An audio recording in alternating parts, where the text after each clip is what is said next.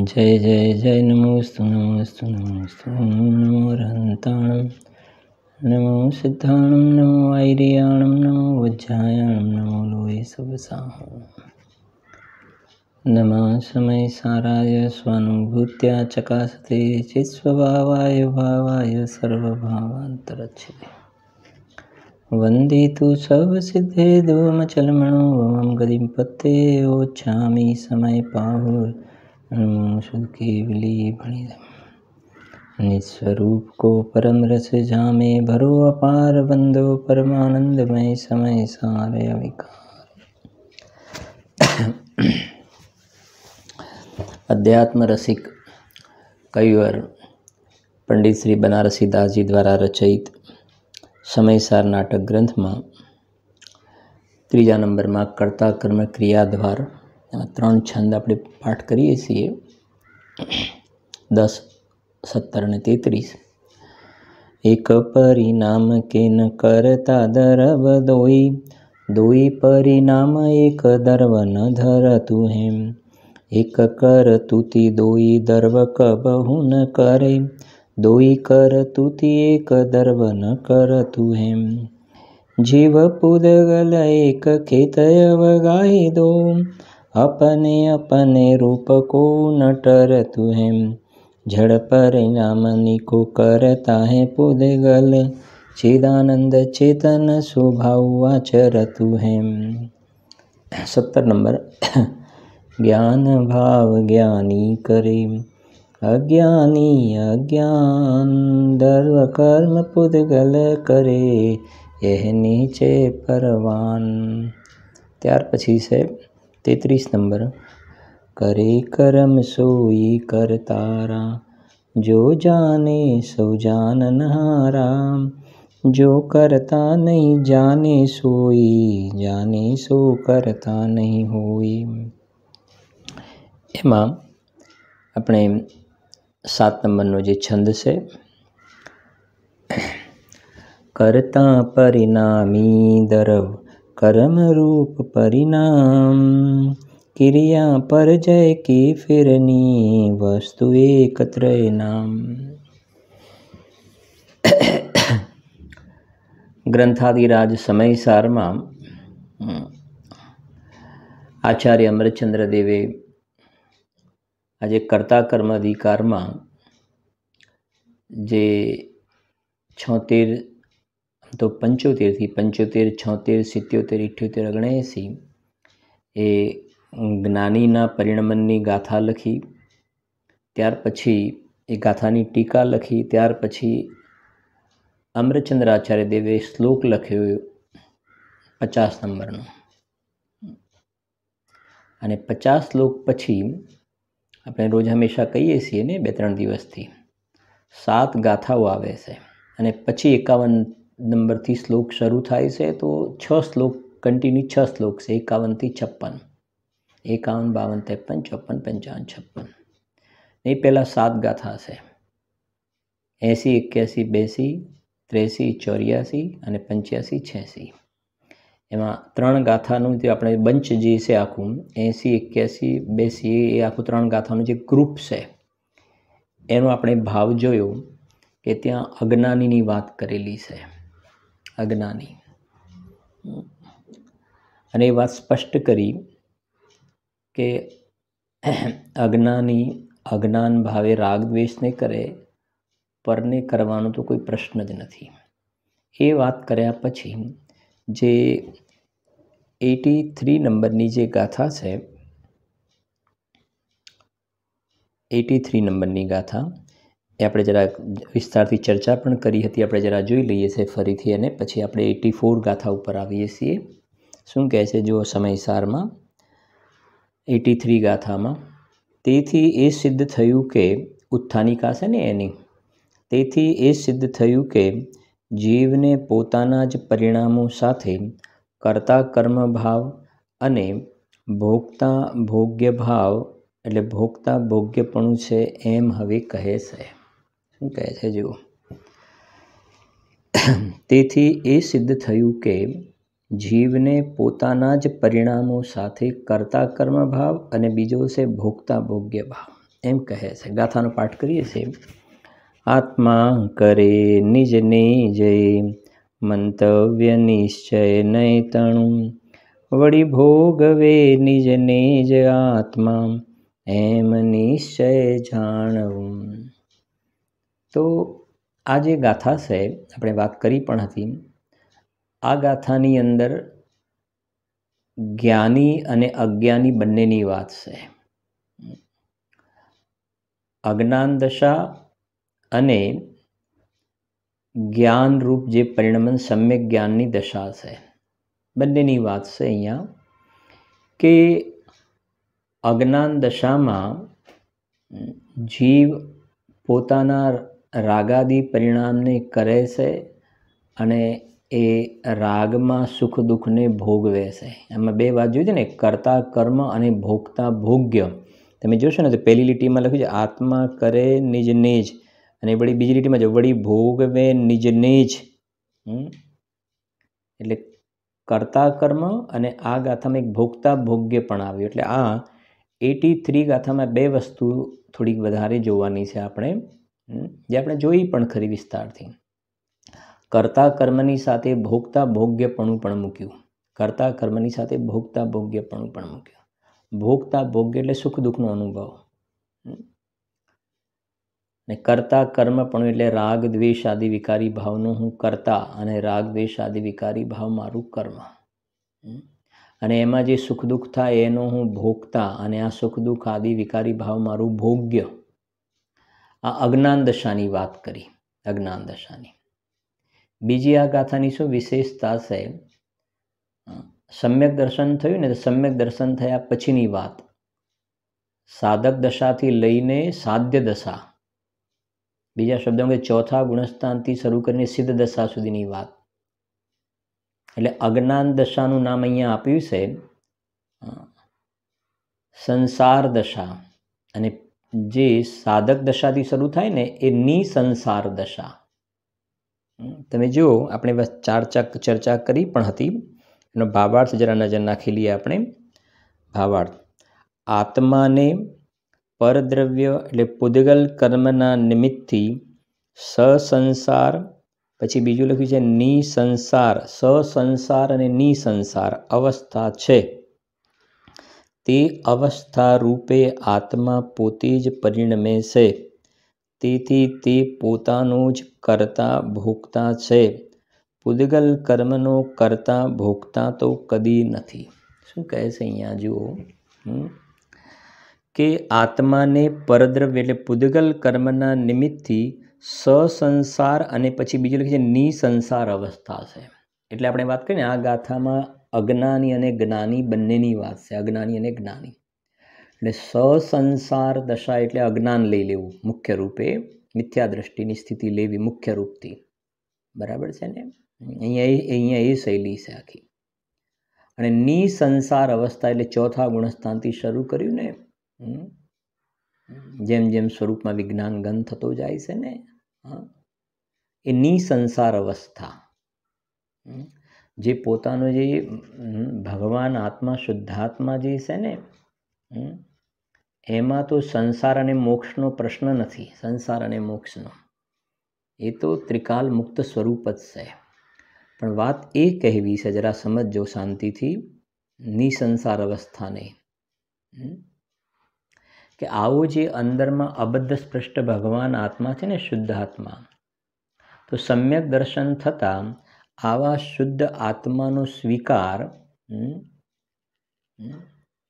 એ ચૈતન્ય રતનનું જે પર્યાયમાં જતન થયું, ચૈતન્ય રત્નનું જે પર્યાયમાં જતન થયું ને, તો એ પર્યાયની અંદર જેટલા અંશમાં શુદ્ધતા પ્રગટી છે ને, બરાબર સમજો, બે ધારા ચાલુ થઈ, તો એ શુદ્ધાત્માના આશ્રય જે શુદ્ધ પરિણતિ થઈ, શુદ્ધ પરિણતિ, એ શુદ્ધ પરિણતિમાં સમજો, એ શુદ્ધ પરિણતિમાં સંસાર નથી. સંસાર તો કોને કહેવાય? મોહ રાગ દ્વેષને સંસાર કહેવાય. બહારમાં સ્ત્રી પુત્ર કુટુંબ તો સંસાર છે જ નહીં. પણ પરદ્રવ્યના લક્ષ્ય લખીને, પરદ્રવ્યન તે પ્રીતિ જો હે સંસાર અબોધ, ताको फल गति चार में भ्रमण कहो श्रुत सोदम। સમજો અત્યારે આપણે શું સમજવા જઈ રહ્યા છે બરાબર સમજજો। ચોથા ગુણસ્થાનમાં નિસંસાર અવસ્થા ચોથાથી શરૂ કરીને तो चौथा गुणस्थान लोग ने परद्रव्यंती प्रीति जो है संसार अबोध परद्रव्य प्रत्येनो प्रीति भाव। હવે અહીંયા તો સમ્યક દૃષ્ટિને આમાં સદા પ્રીતિવંત બન। સમ્યક દૃષ્ટિ જીવને શુદ્ધાત્મામાં પ્રીતિ છે તો એ સમ્યક દૃષ્ટિ જીવની જે શુદ્ધ પરિણતિ છે ને જેટલો આત્માના આશ્રય જેટલું શુદ્ધ પરિણમન છે ને શુદ્ધ પરિણમન સંવર નિર્જરા શુદ્ધ પરિણમન એમાં ક્યાં રાગ દ્વેષ છે? એ નિસંસાર દશા છે। જેટલી શુદ્ધતા થતી પ્રગટ થઈ પછી વૃદ્ધિ થઈ પૂર્ણતા થાય એ બધી નિસંસાર દશા છે બરાબર। અને અજ્ઞાન દશામાં મોહ રાગ દ્વેષ રૂપ જે પરિણમન છે ને એ સસંસાર દશા છે। સસંસાર દશા ને નિસંસાર દશા બરાબર સમજજો।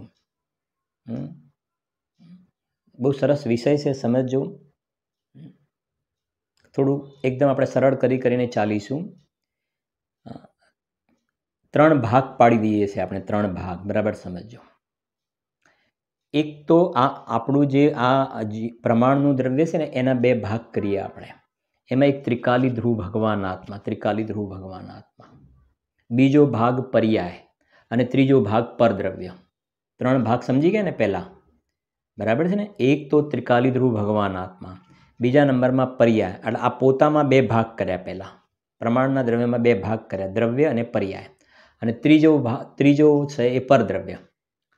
આ 3 વસ્તુને પહેલા સમજી લઈએ આપણે પરદ્રવ્ય ત્રિકાલી દ્રવ્ય અને પર્યાય। હવે સમજીએ આપણે સસંસાર અને નિસંસાર દશા ક્યાં? સસંસાર અને નિસંસાર તો પરદ્રવ્યમાં સંસાર અને નિસંસાર નથી, પરદ્રવ્યમાં સંસાર મોક્ષ નથી, આ બાજુ ત્રિકાલી દ્રવ્યમાં સંસાર મોક્ષ નથી। ત્રિકાલી દ્રવ્યમાં સસંસાર અને નિસંસાર અવસ્થા એમાં નથી, પરદ્રવ્યમાં સસંસાર અને નિસંસાર અવસ્થા એમાં નથી। તો આ અવસ્થાઓ ક્યાં છે? તો અંદરમાં હવે એક ભાગ રહ્યો જીવની પર્યાય। હવે જીવની પર્યાયની અંદર જેને આ ત્રિકાલી દ્રવ્યનો આશ્રય છે ને જેને ત્રિકાલી દ્રવ્યનો આશ્રય એની નિસંસાર દશા છે નિસંસાર। અને જે પર્યાયને પરનો આશ્રય છે ને એને સસંસાર દશા છે। સિમ્પલ છે ને। તો પોતાની પર્યાયમાં સસંસાર અને નિસંસાર દશા થાય છે ને એ કહે છે કે એનો કર્તા ને એનો ભોગતા જીવ સ્વયં પોતે છે। અહીંયા એ કહેવું છે આત્મા કરે નિજને જ એ લખ્યું ને આત્મા કરે નિજને જ એ મંતવ્ય નિશ્ચય નય તણું વળી ભોગવે નિજને જ આત્મા એમ નિશ્ચય જાણું। સમજાય છે કે નહીં? એટલે પરદ્રવ્ય જીવને રાગદ્વેષ કરાવે છે કે સુખ દુઃખ આપે છે સુખી દુઃખી કરે છે એ પ્રશ્ન નથી। સમજાય છે? તો સમજો જરાક શાંતિથી વાત આખી અહીંયા કેમ કે આ જીવને પરાશ્રિત બુદ્ધિ છે, નિમિત્તાધીન દૃષ્ટિ છે, સંયોગી દૃષ્ટિ છે, નિમિત્તો ઉપર એની દૃષ્ટિ છે કે નિમિત્ત કંઈ કરાવે છે। તો આ ગાથાની અંદર સ્પષ્ટ કરે છે સમજીએ જરાક કે પોતાની હવે પહેલાં અજ્ઞાન દશા આપણે જોયું તો હતી વિસ્તારથી ચર્ચા। પર્યાયમાં જે રાગ દ્વેષ થાય છે અજ્ઞાન દશા તો સસંસાર દશામાં એ પોતે પરિણમે છે। એ મોહનીય કર્મના ઉદયે આ રાગ દ્વેષ કરાવ્યો એ વાત ખોટી વાત છે। મોહનીય કર્મના ઉદય રાગ દ્વેષ કરાવે એ વાત ખોટી વાત છે। આ જીવ સ્વયં પોતે પોતાના સ્વભાવને ભૂલીને રાગદ્વેષ રૂપે પરિણમે છે। પોતાના અંદરમાં પવિત્ર સ્વભાવને ભૂલીને જ્ઞાન અને આનંદ સ્વભાવને ભૂલીને સ્વયં પોતાની ભૂલથી રખડે છે। अपने को आप भूल कर हैरान हो गया। એ કર્મને લઈને સસંસાર અવસ્થા છે એવું નથી, અહીંયા એ કહેવું છે। અને એ વખતે જે સુખનું કે દુઃખનું વેદન થાય છે ને સુખ દુઃખનું વેદન એ કર્મને લઈને નથી, તો હવે કહે છે કે જીવ કોને કરે છે અને કોને ભોગવે છે? તો અહીંયા સ્પષ્ટ કર્યું કે જીવ કોને કરે છે અને કોને ભોગવે છે? કે અજ્ઞાન દશામાં આ રાગનો કરતા અને એ રાગમાં સુખ દુઃખનો ભોગતા. રાગનો કરતા, હું કરતા ને રાગાદિ વિકારી ભાવ મારું કર્મ, અને એમાં જે સુખ અથવા દુઃખનું વેદન થાય ને તો હું ભોગતા, અને આ સુખ દુઃખનું વેદન થાય મારું ભોગ્ય, એ મારું ભોગ્ય. એટલે આપણે કહીએ ને પછી આગળ બહારના પરને હું દાળ ભાત રોટલી શાકને બનાવું, એ તો કદી પણ સવાલ જ નથી. ખાસ વજન આના ઉપર છે. પરનો કરતા તો કદી પણ નથી. અહીંયા એ કહેવું છે, વજન અહીંયા આપવું છે. મેં દાળ ભાત રોટલી શાક બનાવ્યા, કદી કરતા નથી. પરનો કરતા તો કદી નથી. અજ્ઞાન દશામાં દાળ ભાત રોટલી શાક બનાવવાનો અહંકાર કર્યો ને, અહંકાર, એ અહંકારને કરે છે ને એ વખતે જે દુઃખ થાય છે દુઃખને ભોગવે છે. પોતાની પર્યાયમાં અહંકારનો કરતા થાય છે ને એ સંબંધીના દુઃખને ભોગવે છે, ઝેરને ભોગવે છે. બાકી એ દાળ ભાત રોટલી શાકને બનાવે અને પછી મેં દાળ ભાત રોટલી શાકને ભોગવ્યા, એ પરને કરે ને પરને ભોગવે તો પ્રશ્ન જ નથી. અહીંયા એ કહે છે આ ગાથામાં, પ્રશ્ન જ નથી.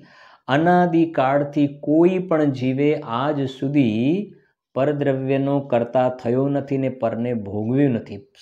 એ કહેવાય ને પોતાની મર્યાદાનું ઉલ્લંઘન કરીને બીજા દ્રવ્યમાં પ્રવેશ કેવી રીતે કરે? કેવી રીતે પ્રવેશ કરે? પોતાની મર્યાદાનું ઉલ્લંઘન કરીને બીજાના દ્રવ્યમાં પ્રવેશ નહીં કરે. મર્યાદાનું ઉલ્લંઘન કરીને પોતાની પર્યાયમાં રાગદ્વેષ કરે છે. મર્યાદાનું ઉલ્લંઘન કર્યું ત્યાં શું થયું? બરાબર સમજો. પોતાનો સ્વભાવ તો જ્ઞાનાનંદ સ્વભાવ હતો, તો મર્યાદાનું ઉલ્લંઘન કરીને પોતે પર્યાયમાં રાગદ્વેષ કર્યો, અજ્ઞાન કર્યું. આગળ આવશે. બાકી એ પરની અંદર ઘૂસી જાય અને દાળ ભાત રોટલી શાક બનાવે, તે તો પ્રશ્ન જ નથી. સમજાય છે ને? આ ગાથા એ કહી રહી છે. જોઈએ આપણે, જો આગળ આવે આ બધું આ જ વિષયો ચાલવાવાળા છે.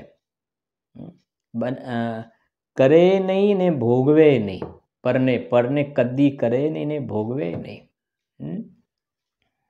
એવી રીતે હવે સમજો આગળ. નિસંસાર દશા એટલે પર્યાયની અંદર સંવર નિર્જરા અને મોક્ષની પ્રાપ્તિ થઈ ને, પર્યાયમાં સંવર નિર્જરા મોક્ષની પ્રાપ્તિ. તો એ સમ્યક દ્રષ્ટિની વાત થઈ. જ્ઞાની, તો જ્ઞાની કોને કરે છે? તો જ્ઞાની આ શુદ્ધ પરિણમનને કરે છે. જ્ઞાની જ્ઞાન અને આનંદ સંવર નિર્જરા રત્નત્રયને કરે છે અને એ સંબંધીના આનંદને ભોગવે છે, એના આનંદને ભોગવે છે. બસ એટલી વાત છે. બાકી અહીંયા એ કહે છે જ્ઞાની, સમજો, જ્ઞાની પોતાની અને પરની પરિણતિને જાણતો પ્રવર્તે છે. આગળ આવી ગયું ને? તો એ પોતાની પર્યાયમાં સમજો, જ્ઞાનીને પોતાની પર્યાયમાં આનંદ જે થયો ને, આનંદ, એ આનંદને ભોગવે છે. તો હું ભોગતા ને અતિન્દ્રિય આનંદ મારું ભોગ્ય, એની સાથે ભોગતા ભોગ્ય સંબંધ છે. એ પર્યાયમાં સમજો, પર્યાયમાં ચારિત્રના દોષથી થોડો રાગ છે ને, થોડો રાગ, એની સાથે એમને કર્તા કર્મ સંબંધ પણ નથી ને અભિપ્રાયની અપેક્ષાએ ભોગતા ભોગ્ય સંબંધ પણ નથી. ભોગતા ભોગ્ય કોની સાથે? કે આનંદની સાથે ભોગતા ભોગ્ય સંબંધ છે. જે ચારિત્રના દોષવાળું જે એ આવશે પાછળના અધિકારોમાં, અત્યારે એની વાત નથી મૂકવી એંગાડીને. એ એક શૈલી છે કે નબળાઈ છે તો ચારિત્રનો દોષ છે, એટલો રાગ છે. રાગ છે તો કરતું નહીંથી રાગના કરતા છે, ને ભોગતૃ નહીંથી એ રાગના ભોગતા પણ છે. પ્રવચન સારમાં વાત મૂકીને, કેમ કે હજુ પૂર્ણ વિતરાગ તો થઈ નથી ગયા. ચોથામાં પૂર્ણ વિતરાગ તો થઈ નથી ગયા ને. તો જેટલો રાગ છે ને ચારિત્રના દોષનો, તે જ્ઞાન પ્રધાન શૈલીમાં કહેવાય. જ્ઞાન પ્રધાન કે કરતું નહીંથી એ જ્ઞાની રાગના જેટલો રાગ છે એના કરતું નહીંથી કરતા છે, અને ભોગતૃ નહીંથી એને ભોગવી પણ રહ્યા છે. काग वित्त संगिनत हैं सम्यक दृष्टि चक्रवर्ती की संपदा इंद्र सरीखा भोग। काग वित्त संगिनत हैं सम्यक दृष्टि लोग, સમજી ગયા ને? હવે એના પરથી તમને ભાવ ભાષણ થવું જોઈએ. હું તમને સિમ્પલ એના સમજો તો ખ્યાલ આવે. હા, સમજો કે છાણ હોય ને, છાણ, કાગડાની વિષ્ટા લખ્યું ને, કાગડાની વિષ્ટા મોઢામાં આપવામાં આવે તો શું થાય? બોલો, કાગડાની વિષ્ટા મોઢામાં નાખવા ભોગવે ને, મજા આવી ગઈ, મજા આવી ગઈ. જેમ તો ગુલાબ જાંબુ ખાઈને મજા આવી ગઈ, રસગુલ્લા ખાઈને મજા આવી ગઈ, એમ મોઢામાં છાણનો ટુકડો મૂકવામાં આવે તો અરે યાર, પણ મોઢામાં મૂક્યો ને, છાણનો ટુકડો મોઢામાં મૂક્યો ને, કોઈએ સમજે ને, કોઈ તારા એવું પાપનો ઉદય આવે ને, કોઈ દુશ્મને બે હાથ પકડી રાખ્યા ને તારું મોઢું ખોલીને છાણનો ટુકડો મોઢામાં મૂકી દીધો. મોઢામાં મૂક્યો ને, તારી તો ઈચ્છા નહોતી, પણ તું નબળો, કમજોરી તારી, બધી આગળ ગાથાઓ આવશે કે વધારે ચર્ચા કરીશું. તારી નબળાઈ હતી એટલે બે જણે પકડી રાખીને ત્રીજાએ મોઢું ખોલીને અંદર. બાકી જો તું બળવાનો તો ત્રણેય આમ છાણનો ટુકડો તું થોડો મોઢામાં નાખે. પણ તારી કમજોરી એટલી, અને આમ ઉદય તરફથી કે બળજોરી, આવા શબ્દો શાસ્ત્રમાં વાપર્યા છે. વાસ્તવમાં તારી પોતાની કમજોરી અને છાણનો ટુકડો મોઢામાં મૂકી દીધો ને, તો બોલો હવે તે ભોગવ્યો કે ના ભોગવ્યો? એના સ્વાદને ભોગવ્યો કે ના ભોગવ્યો? અરે ઘણી દવાઓ એકદમ કડવી, એકદમ દવા હોય છે ને, કડવી દવા, તો ભોગવ્યું કે ના ભોગવ્યું એને? ક્યારેક બીમારીમાં એવું થઈ જાય, તો ગમે તો બધું ખાઈએ તો કડવું લાગે, તો ભોગવ્યું કે ના ભોગવ્યું? અરે મોઢામાં કડવી કાકડી આવી જાય તો બોલો ભોગવી કે ના ભોગવી? સ્વાદ આવ્યો કે ના? સ્વાદ આવ્યો કે ના આવ્યો? ના, પણ આવ્યો તો કડવું આવે. અરે કે છે એ ભોગવ્યા એ નહીં ભોગવ્યા સમાન છે. અહીંયા એ સમજાવવું છે. એ ભોગવ્યા એ નહીં ભોગવ્યા સમાન છે. એ રાગ કર્યો એ નહીં કર્યા સમાન છે. જ્ઞાનીની આખો ટ્રેક અલગ છે. થોડો છે ને, થોડો છે ને, અરે થોડો છે, મોઢામાં કાકડી આવે ને, જે કહ્યું ને, ઝેર મોઢામાં મૂકવામાં આવે, છાણનો ટુકડો મોઢામાં મૂકવામાં આવે, સળગતો અંગારો મોઢામાં મૂકવામાં આવે. ખ્યાલ આવે છે? એટલે લખ્યું ચક્રવર્તી કી સંપદા ઇન્દ્ર સરીખા ભોગ. હવે સમજો, અહીંયા છાણ, આ તો છાણનું દ્રષ્ટાંત આપ્યું, કાગડાની વિષ્ટા. હવે એ કહે છે ચક્રવર્તીની સંપત્તિ અને ઇન્દ્રના ઇન્દ્રાસન. હવે સમજી ગયા ને કેવા ઊંચા પ્રકારના ભોગ હશે.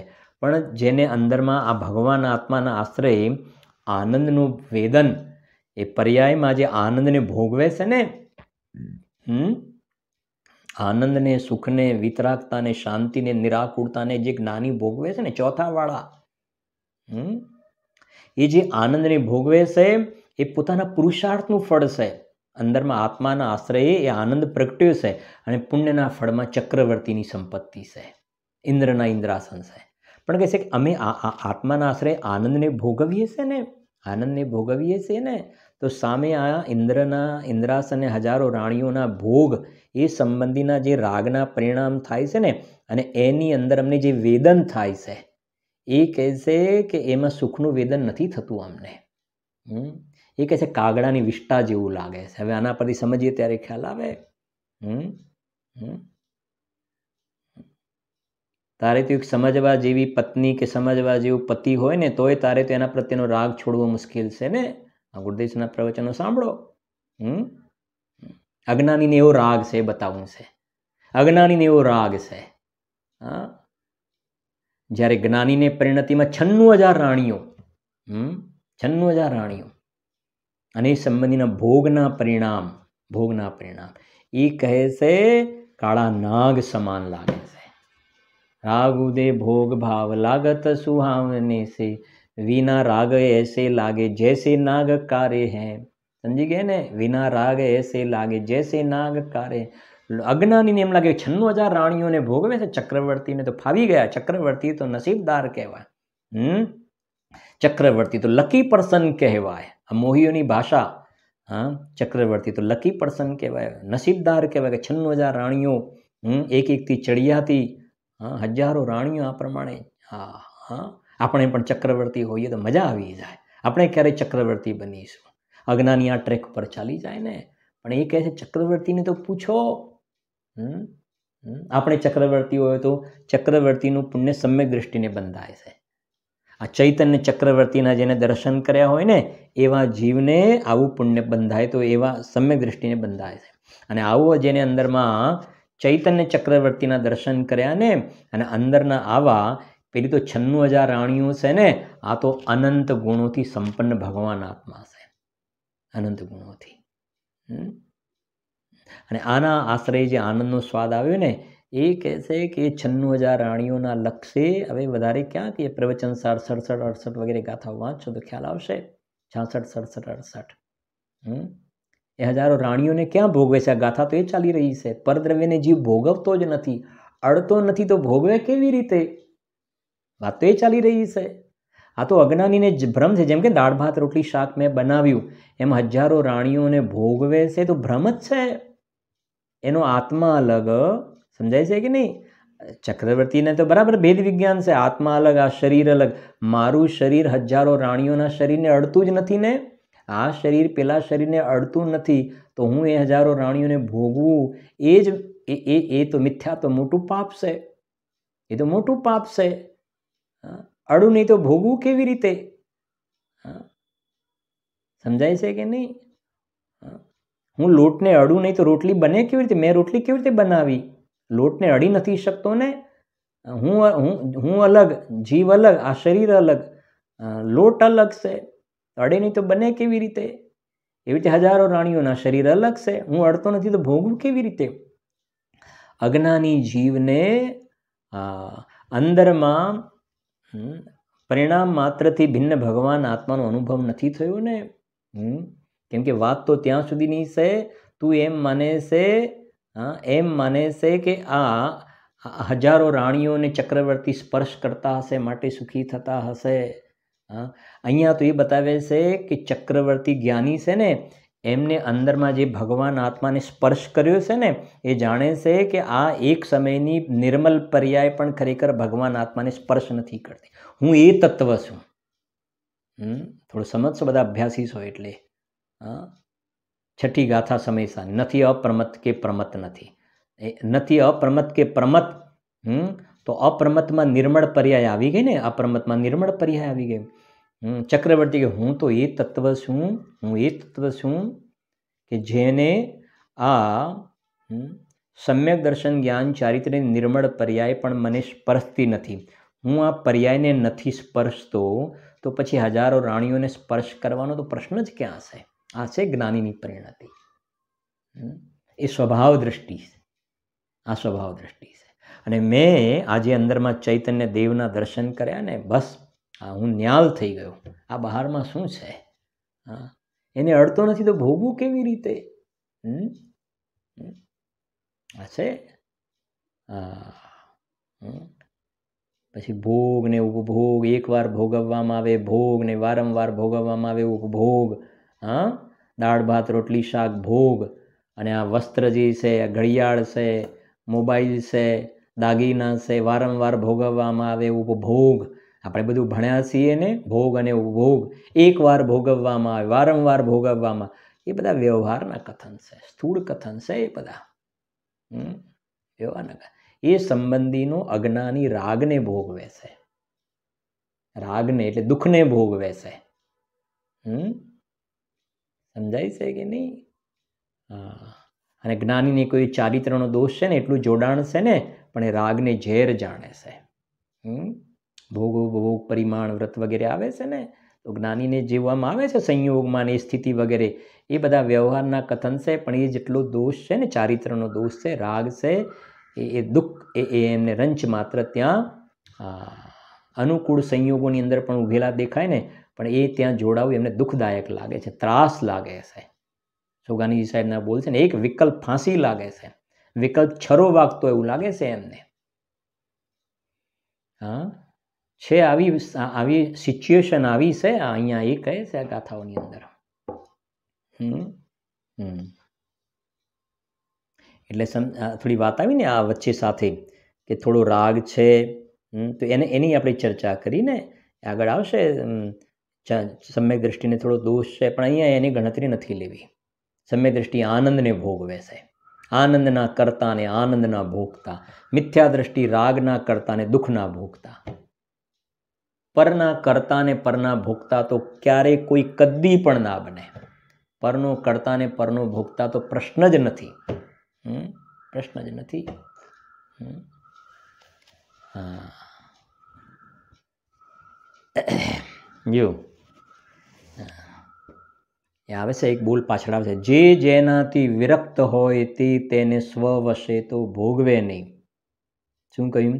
જે જેનાથી વિરક્ત હોય તે તેને સ્વવશે તો ભોગવે નહીં, અને પરવશે ભોગવે તો એને પરમાર્થે ભોગતા કહેવાય નહીં. પરવશે ભોગવે ને પરવશે ભોગવે તો પરમાર્થી એનો ભોગતા ના કહેવાય. 320 ગાથા પહેલા આવશે આ બધા બોલ. જે જેનાથી વિરક્ત હોય, ભોગોથી વિરક્ત છે બહારમાં જ્ઞાની, જે જેનાથી વિરક્ત હોય એને સ્વવશે તો ભોગવે નહીં, અને પરવશે ભોગવે ને તો પરમાર્થી એના ભોગતા નથી કહેવાતા. એટલે જ્ઞાનીની પર્યાયમાં જે થોડો રાગ છે ને, એ રાગના એ કરતાય નથી, રાગના ભોગતાય નથી. તો શું છે? એના જ્ઞાતા છે. એ જે કે ને પરની પરિણતિને રાગ પૂદગલના પરિણામ છે, એના જ્ઞાતા છે. અજ્ઞાની જેનો કરતા થાય છે, અજ્ઞાની જેનો કરતા થાય છે, જ્ઞાની એના જ્ઞાતા છે. જો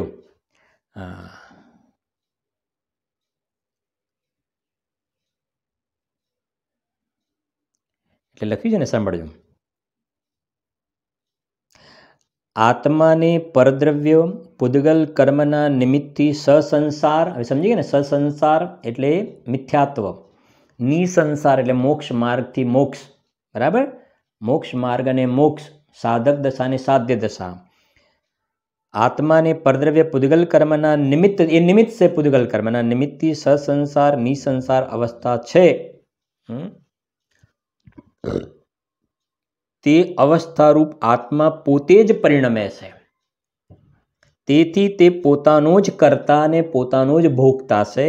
પૂદગલ કર્મનો કરતા ભોગતા તો કદી નથી. આપણે જે કહીએ છીએ ને, સમજજો, ભગવાનને અનંત ચતુષ્ટય પ્રગટ થયા, અનંત દર્શન, અનંત જ્ઞાન, અનંત સુખ, અનંત વીર્ય પ્રગટ થયા ને. તો અનંત જ્ઞાન પ્રગટ થયું ભગવાનને, કેવલ જ્ઞાન પ્રગટ થયું. તો કેવલ જ્ઞાન પ્રગટ થયું તો અહીંયા એ કહેવું છે, જ્ઞાનાવરણ કર્મનો ક્ષય થયો માટે કેવલ જ્ઞાન થયું. તો કે એ વાત ખોટી વાત છે, એ વાત ખોટી વાત છે. અથવા બીજા શબ્દમાં કહીએ ને, ઘાતી કર્મજીને નાશ કરી પાયો કેવલ રાજ. ભગવાને 4 ઘાતી કર્મનો નાશ કર્યો.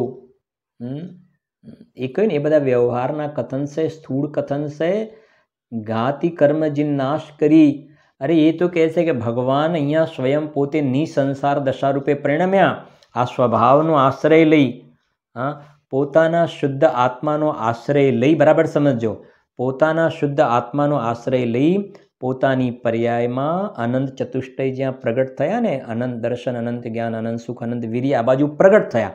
આ બાજુ પ્રગટ થયા એ વખતે આ વિતરાગ ભાવનું નિમિત્ત પામીને આ બાજુ 4 ઘાતી કર્મ અકર્મ રૂપે થઈ ગયા. કર્મ અકર્મ રૂપે થઈ ગયા, કર્મ ખરી ગયા. અને કર્મ અકર્મ રૂપે થઈ ગયા એના કારણે થયા. એના કારણે અહીંયા આનંદ ચતુષ્ટય પ્રગટ થયા માટે ખર્યા એમ નહીં. એ કર્મ અકર્મ રૂપે એના કારણે થયા, એ એનું ઉપાદાન. અને એમાં નિમિત્ત શું કે અહીંયા અનંત ચતુષ્ટય પ્રગટ્યા. અનંત ચતુષ્ટય પ્રગટ થયા એ નિમિત્ત, અને સામે નૈમિત્તિકમાં કર્મ અકર્મ રૂપે થઈ ગયા. એ એવી રીતે છે. બાકી એક દ્રવ્ય બીજા દ્રવ્યનું કંઈ કરે, મેં કર્મોનો નાશ કર્યો, અથવા તો કર્મ મને રખડાવે છે, અષ્ટ કર્મ જો દુઃખ હેતુ હૈ तिनके क्षय का करे उपाय, એ બધા નિમિત્ત પ્રધાન કથન છે. ખાસ આ સમજવાનું. નિમિત્ત પ્રધાન કથન એટલે નિમિત્તની મુખ્યતાથી કરવામાં આવેલું કથન છે. નિમિત્તની મુખ્યતાથી કરવામાં આવેલું કથન છે. જ્યારે જીવ સ્વયં મોહ રાગ દેશ રૂપે પોતે પરિણમ્યો એ વખતે નિમિત્ત શું હતું કે આ મોહનીય કર્મ હતું. બસ એનું જ્ઞાન કરાવ્યું છે ત્યાં આગળ. એ કર્મ કરાવે છે એવું નથી. જ્ઞાન એટલે અષ્ટકર્મ જો દુઃખ હેતુ હૈ, બરાબર સમજો. તે સ્તુતિ બોલવાનું બંધ નથી કરવાનું, એ તો બરાબર છે, પણ એનો ભાવ સમજવાનો છે. ભાનો કાગળ વાંચતા શીખવો પડશે. અષ્ટકર્મ જો દુઃખ હેતુ હૈ, તો 8 કર્મ દુઃખનું કારણ. તો જ્યારે જીવ સ્વયં પોતે પોતાના સ્વભાવને ભૂલીને દુઃખરૂપે પરિણમ્યો ને, અહીંયા પોતે દુઃખરૂપે પરિણમ્યો એ વખતે નિમિત્તમાં શું હતું? તો કે છે આ 8 કર્મનો ઉદય હતો ત્યાં આગળ. એ નિમિત્તનું જ્ઞાન કરાવ્યું, બસ. તો નિમિત્ત નૈમિત્તિક સંબંધ છે, કરતા કર્મ સંબંધ નથી. એ કર્મએ જીવને દુઃખી કર્યો. એ કર્મ તો પૂદગલ છે, અહીંયા જીવમાં ક્યાંથી પેસશે? ક્યાંથી પેસે કેવી રીતે? હા, પણ जीव स्वयं पोते अपने को आप भूलकर हैरान हो गया. रियला से अपने को आप भूलकर हैरान हो गए. અને પોતે પોતાને ભૂલ્યો ને તો કહે છે નિમિત્ત રૂપે બહારમાં જોવામાં આવે તો કર્મનો ઉદય હતો ને તો નિમિત્તનું જ્ઞાન કરાવ્યું ત્યાં, બસ. અને જીવ જ્યારે આત્માનો આશ્રય લઈને સુલટી જાય ને, 8 ગુણો પ્રગટ થયા તો પેલા કર્મ અકર્મ રૂપે થઈ ગયા. કર્મનો રોલ કર્મમાં જ રહ્યો, જીવનો રોલ જીવમાં રહ્યો. એ કહી રહ્યા છે અહીંયા ગાડી જો. તો એ પ્રમાણે આ 83 નંબરની ગાથામાં ખાસ એ આપણે જોયું કે આમાં અજ્ઞાની અને જ્ઞાની, સસંસાર અને નિસંસાર, સળંગ આખો આત્મા લઈ લીધો. નિગોદથી માંડીને સિદ્ધ સુધી આખો આત્મા, એની બધી અવસ્થા લઈ લીધી. સસંસાર અને નિસંસાર એ બંનેમાં જીવ સ્વયં પોતે પરિણમે છે,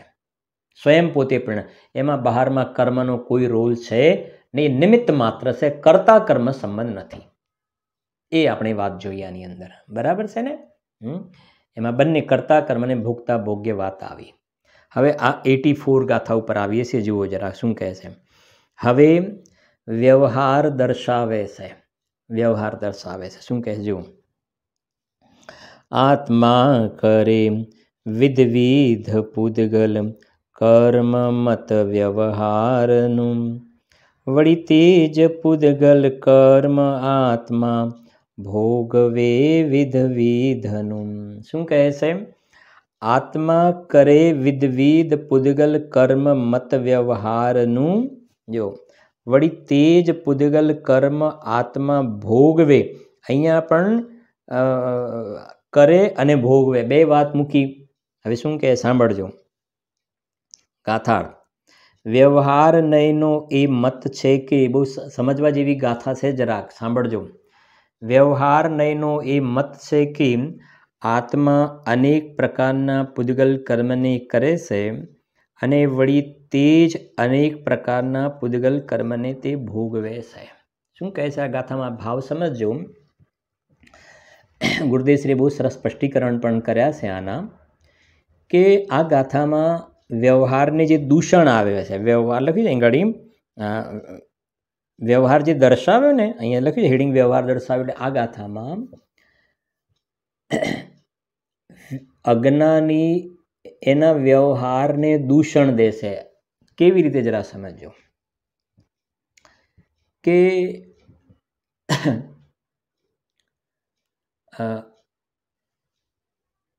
બાઈ રોટલી જે છે એ તો બનાવે નહીં, બરાબર છે કે નહીં? કે એક દ્રવ્ય બીજા દ્રવ્યનું કંઈ કરે નહીં. લોટથી રોટલી બને, બરાબર? સમજો શાંતિથી. હવે એ જે રોટલી બની ને એ લોટથી રોટલી બની, કાયદેસર ખરેખર એ રોટલી જે બની છે લોટથી બની છે રોટલી, બરાબર છે કે નહીં? એમાં પછી આગળનું અલગ છે, રોટલી એના ષટકારકથી થઈ, લોટથી, અને એ બધું હમણાં નથી જતા આપણે. અત્યારે પહેલાં આટલું, લોટથી રોટલી નથી બની. તો પછી બાઈએ રોટલી બનાવી છે એમ કહેવામાં આવે છે, એ શું છે? તો આપણે કહ્યું છે ને, બાઈએ રોટલી બનાવે છે એમ કહ્યું ને, એ તો વ્યવહારનું કથન છે. બાઈએ રોટલી બનાવી, કુંભારે ઘડો બનાવ્યો, એ તો વ્યવહારનું કથન છે. તો હવે અહીંયા એ કહે છે અજ્ઞાની જીવ, આ અજ્ઞાનીની વાત છે. હવે સમજો, અહીંયા અજ્ઞાની, વ્યવહારને દૂષણ, આ અજ્ઞાનીની વાત છે, બરાબર? સમજ. આ જે વ્યવહાર જે શબ્દ આવ્યો છે ને, આ ખાસ આ ગાથાની વિશેષતા, અહીંયા જે વ્યવહાર શબ્દ આવ્યો છે ને એ સમ્યક દ્રષ્ટિનો વ્યવહાર નથી. પહેલાં આટલું સાંભળી લો. જો હેડિંગ જુઓ પહેલાં, પછી હવે વ્યવહાર દર્શાવે છે. આ સમ્યક દ્રષ્ટિની વાત નથી, મિથ્યા દ્રષ્ટિની જે વ્યવહાર સંબંધમાં ક્યાં ભૂલ કરે છે ને એની વાત છે. તો સમજો કે ભાઈ બાઈ લોટ જ રોટલીનું કારણ છે, નિશ્ચયથી તો લોટ જ રોટલીનું કારણ છે. પણ અમારું એ કહેવું છે કે ભાઈ જે રોટલી બનીને એ નિશ્ચયથી તો બાઈ ના જ બનાવે, સાચી વાત છે, નિશ્ચયથી બાઈ ના બનાવે, નિશ્ચયથી રોટલીનું કારણ લોટ છે. પણ વ્યવહારથી તો બાઈ બનાવે કે ના બનાવે, વ્યવહારથી બનાવે કે ના બનાવે. જો ભાઈ આ ઘડિયાળ છે, આ ઘડિયાળ આ નીચેથી આમ ઉપર થઈ, આમ નીચેથી ઉપર થઈ, તો હું એનો કરતા ખરો કે ના? કરે જ નહીં ને, એક દ્રવ્ય બીજા દ્રવ્યને થોડુંક કરે. તો નિશ્ચયથી જોવામાં આવે તો કે આ ઘડિયાળ એના કારણે જ ક્રિયાવર્તી શક્તિથી નીચેથી ઉપર થઈ. પણ વ્યવહારથી તો મેં આમ કર્યું એ કહેવાય કે ના કહેવાય? વ્યવહારથી તો મેં આમથી આમ કર્યું, આમથી આમ, વ્યવહારથી તો કહેવાય ને, નિશ્ચયથી નહીં. નિશ્ચયથી તો ક્રિયાવર્તી શક્તિથી આમથી આમ ગઈ, પણ વ્યવહારથી તો મેં આમથી આમ કર્યું કહેવાય કે ના કહેવાય? વ્યવહારથી તો બાઈએ રોટલી બનાવીને. અહીંયા એ કહેવું છે. મિથ્યા દ્રષ્ટિ શું કહે છે સાંભળજો. આ શાસ્ત્રમાં જે વ્યવહારના કથનો જે છે ને, એને કેવી રીતે ખતવણી ખોટી કરે છે. આજે કહ્યું ને નિશ્ચયથી તો ના કરીએ પણ વ્યવહારથી તો કરીએ કે ના કરીએ. આ મકાન નિશ્ચયથી મેં ના બનાવ્યું પણ વ્યવહારથી તો મેં બનાવ્યું ખરું કે નહીં?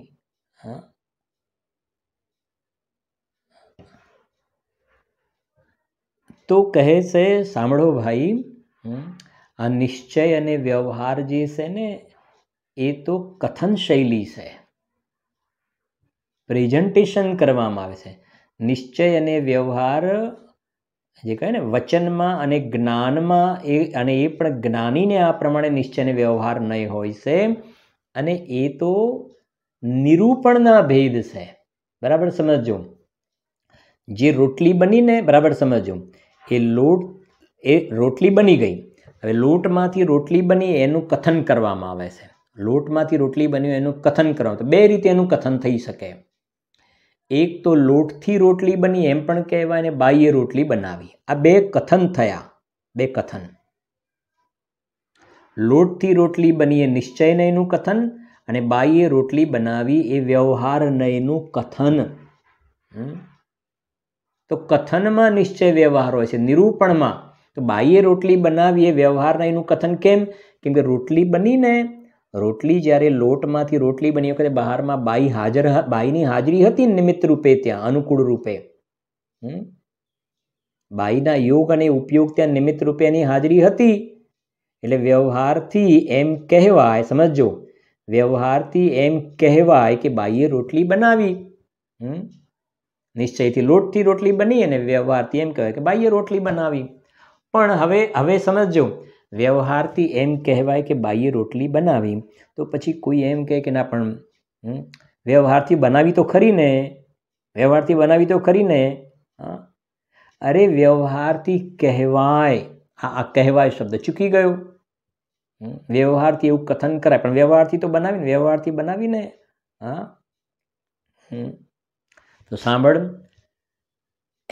એ લોટમાંથી રોટલી બનીને એ ના નિશ્ચયથી બની છે ના વ્યવહારથી બની છે. નિશ્ચય અને વ્યવહાર તો પ્રેઝન્ટેશનના છે.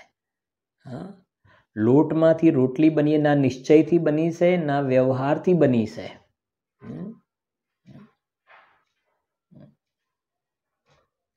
હવે સમજો કે વ્યવહારથી તો બાઈએ બનાવી એમ માનવું, વ્યવહારથી તો બનાવે ને, વ્યવહારથી બનાવે ને, એમ કથન કરવું. સમજો, એ નિમિત્તનું જ્ઞાન કરાવવા માટે એ પ્રમાણે કથન કરવામાં આવે. પણ જો તું એ પ્રમાણે માને કે બાઈએ રોટલી બનાવે, વ્યવહારથી તો બનાવે ને, તો એમ માનવું એ મિથ્યાત્વ છે. એ મિથ્યાત્વનું મોટું પાપ છે. આ ગાથામાં એ કહી રહ્યા છે કે વ્યવહારથી તો કરે ને, વ્યવહારથી તો કરે ને. શું વ્યવહારથી કરે? વ્યવહારથી કરે એટલે શું? અરે તો ત્યાં નિમિત્તનું જ્ઞાન કરાવવું છે, એની જગ્યાએ તો વ્યવહારથી કરે, એનું નામ છે, ત્યાં મિથ્યાત્વનો મોટો દોષ લાગે છે. કેમ કે એ બાઈ રોટલી ના નિશ્ચયથી બનાવે છે ના વ્યવહારથી બનાવે છે. શું કહ્યું? બાઈ જે છે રોટલી ના નિશ્ચયથી બનાવે છે, ના વ્યવહારથી બનાવે છે. અને તું એમ કે નિશ્ચયથી તો ના બનાવે પણ વ્યવહારથી તો બનાવે ને, તો એ ત્યાં મિથ્યાત્વનું મોટું પાપ લાગે છે. ત્યાં આગળ અહીં કહી રહ્યા છે, જુઓ સાંભળજો. ભાવાર્થ છે એનો. ભાવાર્થ: પૂદગલ કર્મને પરમાર્થે પૂદગલ દ્રવ્ય જ કરે છે. પૂદગલ કર્મને પરમાર્થે પૂદગલ દ્રવ્ય જ કરે છે. જીવ તો પૂદગલ કર્મની ઉત્પત્તિને અનુકૂળ એવા પોતાના રાગાદિક પરિણામોને કરે છે. અજ્ઞાનીની વાત છે ને. વળી પૂદગલ દ્રવ્ય જ પૂદગલ કર્મને ભોગવે છે.